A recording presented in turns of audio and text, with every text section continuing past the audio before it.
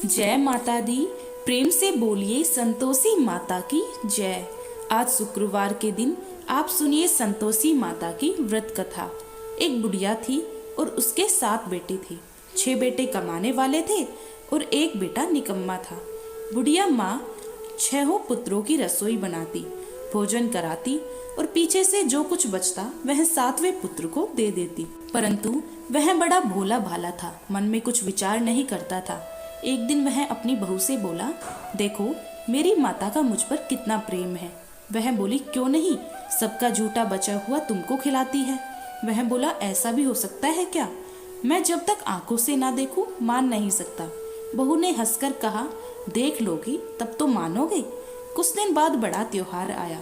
घर में 7 प्रकार के भोजन और चूरमा के लड्डू बने। वह जांचने को सर के दर्द का बहाना बनाकर पतला कपड़ा सिर पर ओढ़कर रसोई घर में सो गया और कपड़े में से सब देखता रहा। 6 भाई भोजन करने आए। उसने देखा माँ ने उनके लिए सुंदर सुंदर आसन बिछाए, 7 प्रकार की रसोई परोसी। वह आग्रह से जिमाती रही। वह देखता रहा। 6 भाई भोजन कर उठे तब माँ ने उनकी झूठी थालियों में से लड्डुओं के टुकड़ों को उठाया और एक लड्डू बनाया। जूठन साफ करके बुढ़िया माँ ने पुकारा, उठ बेटा, 6 भाई भोजन कर गए, अब तू ही बेटा बाकी है, उठ और तू कब खाएगा? वह कहने लगा, माँ मुझे भोजन नहीं करना, मैं परदेश जा रहा हूँ। माँ ने कहा, कल जाता तो आज ही जा।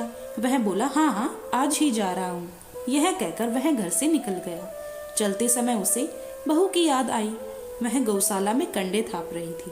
वह उसे जाकर बोला कि मेरे पास तो कुछ नहीं है, वह अंगूठी है सो ले लो और अपने कुछ निशानी मुझे दे दो। वह बोली कि मेरे पास क्या है, यह गोबर भरा हाथ है।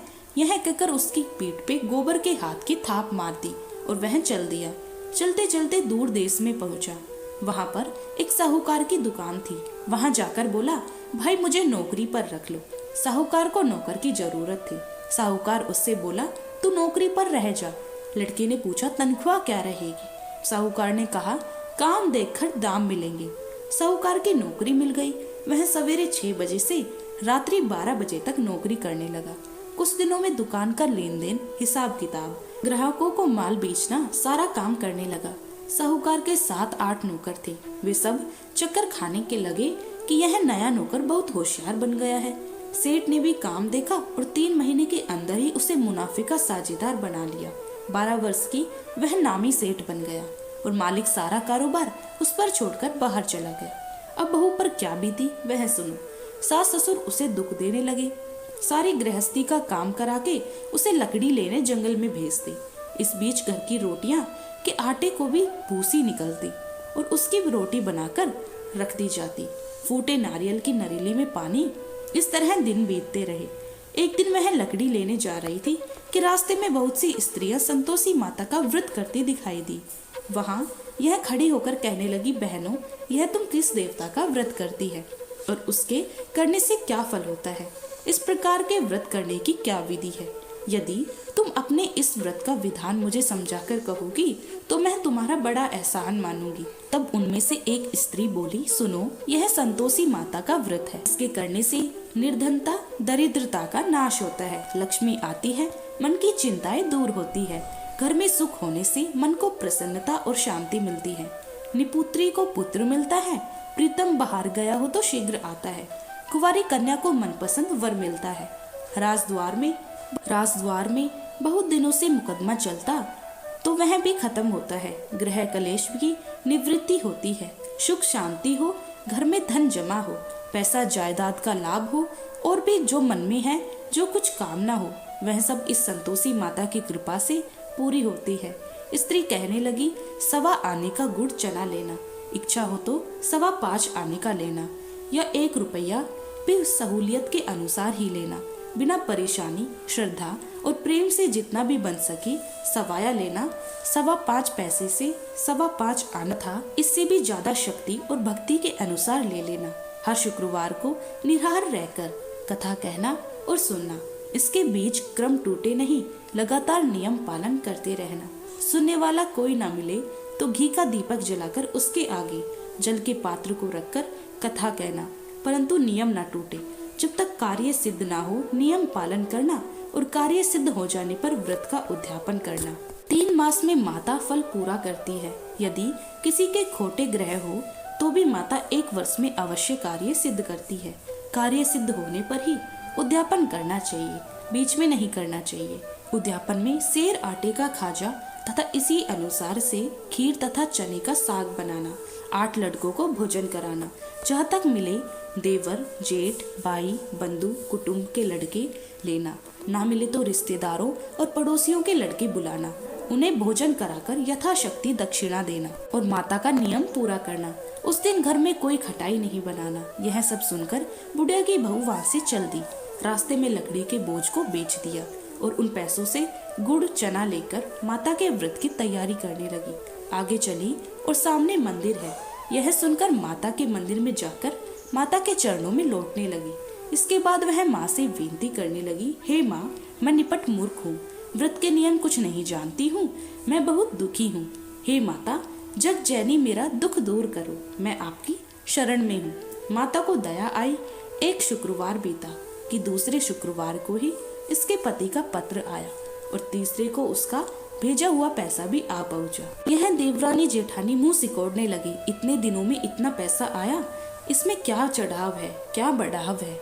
लड़के ताने देने लगे कि काकी के पास अब पत्र आने लगे, रुपया आने लगे, अब तो काकी की खातिर बढ़ जाएगी, अब तो काकी बुलाने से भी नहीं बोलेगी। बेचारी सरलता से यह कहती कि भैया पत्र आएगा, रुपया आएंगे तो हम सबके लिए अच्छा है। ऐसा कहकर आंखों में आंसू भरकर संतोषी माता के मंदिर में आकर मातेश्वरी के चरणों में गिनकर रोने लगी। माँ, मैंने तुमसे पैसा नहीं मांगा, मैंने पैसे से क्या काम, मुझे तो अपने सुहाग से काम है, मैं तो अपने स्वामी के दर्शन और सेवा मांगती हूँ। तब माता ने प्रसन्न होकर कहा, जा बेटी, तेरा स्वामी आएगा। यह सुनकर खुशी से वह बावली होकर घर जाकर काम करने लगी। अब संतोषी माँ विचार करने लगी, इस भोली पुत्री से मैंने कह तो दिया तेरा पति आएगा, पर आएगा कहाँ से? वह तो इसे स्वप्न में भी याद नहीं करता, इसे याद दिलाने तो मुझे ही जाना पड़ेगा। इस तरह माता उस बुढ़िया के बेटे के पास जाकर स्वप्न में प्रकट होकर कहने लगी, साहूकार के बेटे सोता है जागता है। वह कहता है, माता सोता भी नहीं हूँ, जागता भी नहीं हूँ, बीच में ही हूँ, कहो क्या आज्ञा है। माँ कहने लगी, तेरा घर बार है या नहीं? वह बोला, मेरा सब कुछ है। माता, माँ बाप, भाई बहन, बहू क्या कमी है? माँ बोली, पुत्र तेरी घरवाली कष्ट उठा रही है, माँ बाप उसे दुख दे रहे हैं, वह तेरे लिए तरस रही है, तू उसकी सुध ले। वह बोला, हाँ माता, यह तो मुझे मालूम है, परंतु जाऊं कैसे? परदेश की बात है, लेन देन का कोई हिसाब नहीं है, कोई जाने का रास्ता नजर नहीं आता, कैसे चला जाऊं? माँ कहने लगी, मेरी बात मान, सवेरे नहा धोकर संतोषी माता का नाम लेकर घी का दीपक जलाकर दंडवत कर दुकान पर बैठ जाना। देख, तेरे लेन देन चूक जाएगा, जमा माल बिक जाएगा, सांझ होते होते धन का ढेर लग जाएगा। अब तो वह सवेरे बहुत ही जल्दी उठकर मित्र बंधुओं से अपने सपने की बात कहता है। वे सब उसकी बात अनसुनी करके खिल्ली उड़ाने लगते हैं। कहीं सपने भी सच्चे होते हैं। एक बूढ़ा बोला, देख बेटा, देख भाई, मेरी बात मान। इस तरह साथ झूठ कहने से बदले देवता ने जैसा ही कहा है वैसा ही करना, तेरा क्या जाता है। अब बूढ़े की बात मानकर वह ना धोकर संतोषी माता को दंडवत कर घी का दीपक जलाकर दुकान पर बैठ जाता है। थोड़ी देर में वह क्या देखता है कि देने वाले रुपया लाए, लेने वाले हिसाब लाए। कोठी में भरे सामानों के खरीदार नगद में सौदा करने लगे। शाम तक धन का ढेर लग गया। मन में माता का नाम लेकर प्रसन्न होकर घर जाने के वास्ते गहना, कपड़ा, सामान खरीदने लगा। यहाँ के काम से निपट घर को रवाना हुआ। उधर बहू बेचारी जंगल में लकड़ी लेने जाती है। लौटने वक्त माता जी के मंदिर पर विश्राम करती है। वह तो उसका रोज रुकने का स्थान ही था। दूर धूल उड़ती देखकर वह माता से पूछती है, हे माता, यह धूल कैसे उड़ रही है? माता कहती है, हे पुत्री, तेरा पति आ रहा है। अब तू ऐसा कर, लकड़ियों के 3 बोझ बना ले। एक नदी के किनारे रख, दूसरा मेरे मंदिर पर और तीसरा अपने सिर पर रख। तेरे पति को लकड़ी का गड्ढा देखकर मोह पैदा होगा, वहाँ वह रुकेगा। नाश्ता पानी बनाकर खाकर माँ से मिलने आएगा तो लकड़ी का बोझ उठाकर जाना और एक बीच चौक में गट्ठा लाकर 3 आवाजें जोर से लगाना। लो सासू जी, लकड़ियों का गट्ठा लाई हूँ, भूसी की रोटी दो, नारियल के खोपड़े में पानी दो, आज कौन मेहमान आया है। माँ की यह बात सुनकर वह बहुत अच्छा माताजी कहकर प्रसन्न मन में होकर लकड़ियों के 3 गट्ठे ले आई। एक नदी के तट पर एक माता के मंदिर पर रखा। इतने में ही वह मुसाफिर आ पहुंचा। सूखी लकड़ी देखकर उसकी इच्छा हुई कि अब यहीं निवास करे और भोजन बनाकर खा पी कर गाँव जाए। इस प्रकार भोजन बनाकर विश्राम लेकर गांव को गया। उसी समय बहू सिर पर लकड़ी का गट्ठा लिए आती है। उसे आंगन में डालकर जोर से 3 आवाज देती है, लो सासू जी लकड़ी का गट्ठा लो, भूसी की रोटी दो, नारियल के खोपड़े में पानी दो। आज कौन आया है। यह सुनकर उसकी सास अपने दिए हुए कष्टों को बुलाने हेतु कहती है, बहू ऐसा क्यों कहती हो, तेरा मालिक ही तो आया है, बैठ मीठा भात खाकर कपड़े गहने पहन। इतने में आवाज सुनकर उसका स्वामी बाहर आता है और अंगूठी देखकर व्याकुल हो जाता है। माँ से पूछता है, माँ यह कौन है। माँ कहती है, बेटा यह तेरी बहू है। आज 12 वर्ष हो गए जब से गया है, तब से सारे गांव में जानवर की तरह भटकती फिरती है। कामकाज घर का कुछ करती नहीं है, 4 समय खाकर आ जाती है। अब तुझे देखकर भूसी की रोटी और नारियल की खोपड़े में पानी मांगती है। वह लज्जित होकर बोला, ठीक है माँ, मैंने इसे भी देखा है और तुम्हें भी। अब तुम्हें दूसरों घर की चाबी दो, मैं तो उसमें रहूंगा। ठीक है बेटा, जैसी तेरी मर्जी। यह कहकर माँ ने चाबी का गुच्छा उसे दे दिया।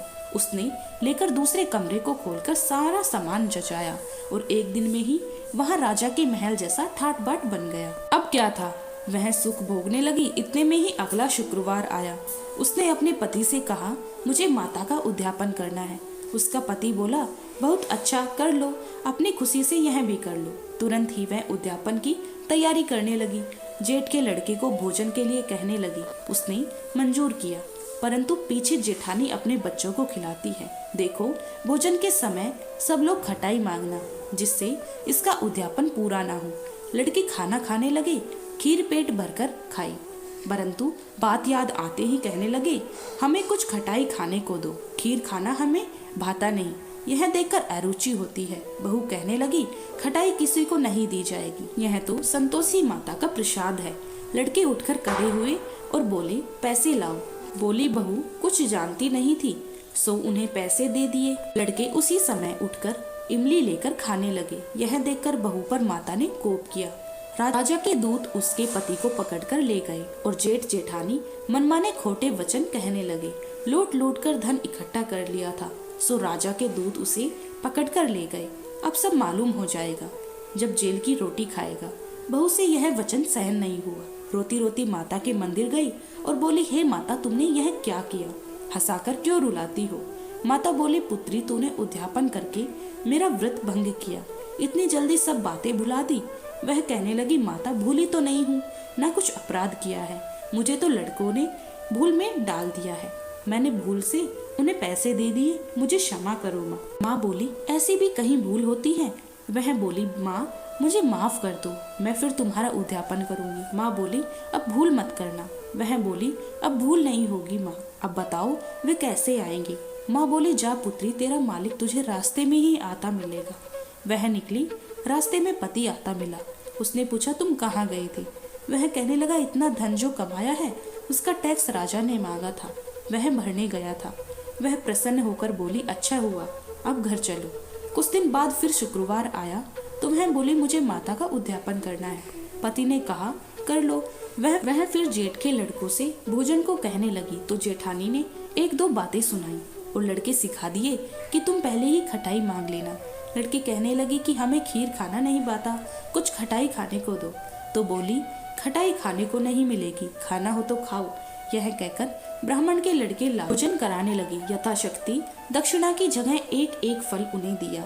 इससे संतोषी माता प्रसन्न हुई। माता की कृपा होते ही 9वें मास उनको चंद्रमा के समान पुत्र प्राप्त हुआ। वह पुत्र को लेकर प्रतिदिन माता जी के मंदिर को जाने लगी। माँ ने सोचा कि यह रोज आती है, आज क्यों ना मैं इसी के घर चलूं, इसका आसरा देखूं तो सही। यह विचार कर माता ने भयानक रूप बनाया। गुड़ और चने से सना मुख, ऊपर से सूंड के समान होठ, उस पर मक्खियां भिनभिना रही है। दहलीज में पैर रखते ही उसकी सास चिल्लाई, देखो कोई चुड़ैल डाकिनी चली आ रही है, को इसे भगाओ नहीं तो किसी को खा जाएगी। लड़के डरने लगी, चिल्लाकर खिड़की बंद करने लगे। बहू रोशनदान में से देख रही थी। प्रसन्नता से पगली होकर चिल्लाने लगी कि आज मेरी माता मेरे घर आई। यह कहकर बच्चे को दूध पिलाने से हट जाती है। इतने में सास का क्रोध फूट पड़ा। वह बोली, इसे देखकर कैसे उतावली हुई जो बच्चे को पटक दिया। इतने में माँ के प्रताप से जहाँ देखो वहाँ लड़के की लड़के नजर आने लगे। बहू बोली, माँ जी, मैं जिनका व्रत करती हूँ यह वह संतोषी माता है। इतना कहकर जट से सारे घर के किवाड़ खोल दिए। वो सबने माता के चरण पकड़ लिए और विनती कर कहने लगे, हे माता, हम मूर्ख हैं, अज्ञानी हैं, तुम्हारे व्रत की विधि हम नहीं जानते। तुम्हारा व्रत भंग करके हमने बहुत बड़ा अपराध किया है। हे माता, बहू को जैसा फल दिया वैसा सबको देना। जो भी यह कथा पढ़ेगा या सुनेगा उसके सभी मनोरथ पूर्ण होंगे। प्रेम से बोलिए संतोषी माता की जय। पावन व्रत कथाएं और भक्ति से जुड़े वीडियो देखने के लिए हमारे चैनल को सब्सक्राइब करें और कथा को लाइक व शेयर करना ना भूलें।